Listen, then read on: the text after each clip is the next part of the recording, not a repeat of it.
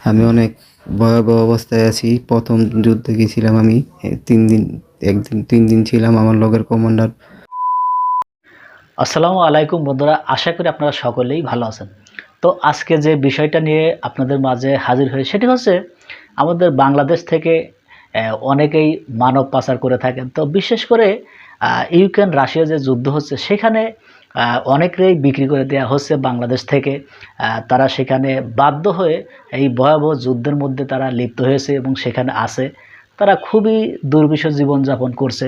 তো এরকম এক ভাই তিনি তার কষ্টের কথা জানিয়েছেন। তো চলুন আমরা তার মুখ থেকে সে কথাগুলো একটু শুনি। আমি অনেক ভয়াবহ অবস্থায় আছি। প্রথম যুদ্ধে গেছিলাম আমি। ৩ দিন ১ দিন ৩ দিন ছিলাম। আমার লগের কমান্ডার বোম পড়ার পরে মারা গেছে। আমি সাইডে ১০ হাত দূরে ছিলাম। আমি বেঁচে গেছি।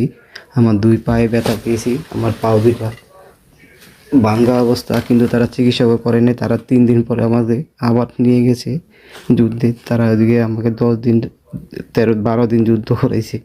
১২ দিন যুদ্ধ করার ভিতরে আমার ৭ দিন পরে বোম পড়ছে জানলার সাইডে। আমরা একটা ঘরের ভিতরে আশ্রয় নিয়েছিলাম। পড়ার পরে বোম পড়ার পরে আমার ২ হাত পুড়ে গেছে গা। আমার এই ২ হাত পুড়ে যাওয়ার পরে তারপর আমাকে ৫ দিন আরও তারা ৭ দিন পরে আমাকে ৫ দিন পরে ৫ দিন এই হাত নিয়ে আমাকে যুদ্ধ করাইছে। যুদ্ধ করার পরে ১২ দিনের মাথায় আমাদের কমান্ডার গ্রেনেডের আঘাতে মারা গেছে। তারপর আমরা ভাগ্যক্রমে বেঁচে গেছি।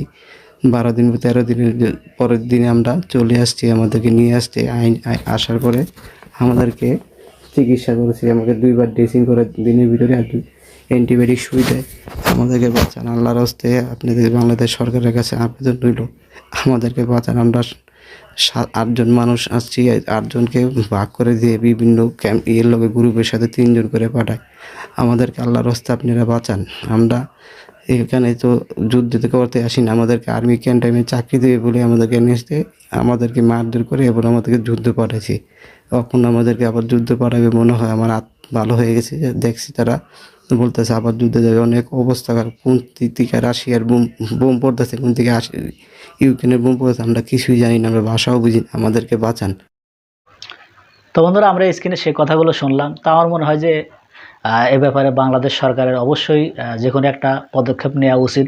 কারণ এরকম ভয়াবহ যুদ্ধের মধ্যে আমাদের বাংলাদেশের মানুষকে ঠেলে দেওয়া, এটা মৃত্যুর মুখে ঠেলে দেওয়ার মতোই। অবশ্যই আমরা চাই যে এটার একটা সমাধান হবে, বা এই ভিডিওটা যদি বড় পর্যায়ের কোনো লোকজন দেখে তারা অবশ্যই এটা পর্যালোচনা করে দেখবেন, বা এই বিষয়টা খতিয়ে দেখবেন যে কি করা যায়।